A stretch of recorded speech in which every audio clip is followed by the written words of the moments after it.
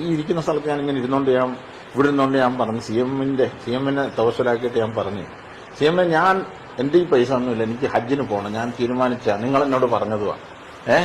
ഉമ്മായും കുട്ടി ഹജ്ജിന് പോകണം ആ കാലഘട്ടത്തിൽ പറഞ്ഞിരുന്നു. അപ്പൊ അങ്ങനെ നിങ്ങൾ പറഞ്ഞാ ഞാൻ ഇതിന് പോകാൻ തീരുമാനിച്ചു. ഇപ്പൊ എന്റെ ഈ പൈസ ഇല്ല, ഇനി പൈസ എനിക്ക് എവിടെ നിന്ന് കിട്ടും, എനിക്ക് എവിടുന്നെങ്കിലും പൈസ ഒപ്പിച്ചെന്ന ഒരു കാര്യം ഞാൻ നിങ്ങളുടെ തന്നെ നിങ്ങളുടെ അടുത്തൊന്ന് വന്നിട്ട് നിങ്ങളെ കണ്ടതിന് ശേഷം ഹജ്ജിന് പോത്തോളൂ. അങ്ങനെ എന്റെ ആ ഭാഷ അങ്ങനെ ആയിപ്പോയി. കാരണം ഒരിക്കലും അങ്ങനെ അതിന് മുമ്പ് ഉപയോഗിച്ചിട്ടില്ല, പിമ്പ് ഉപയോഗിച്ചിട്ടില്ല.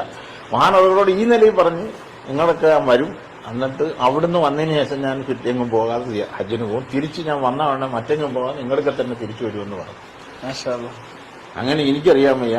ഞാൻ എന്റെ മനസ്സിൽ രണ്ടുപേരുടെ കാര്യം ഇങ്ങനെ ഉദ്ദേശിച്ച് രണ്ടുപേരാ കുറച്ച് നേരത്തിനുള്ളിൽ ഇരുന്നു. അതിൽ ഒരാൾ പറഞ്ഞു, ഉസ്താദ് എന്റെ 1,80,000 രൂപ വരെ കാണത്തുള്ളൂ, അതിനപ്പുറം എന്റെ ഇല്ല.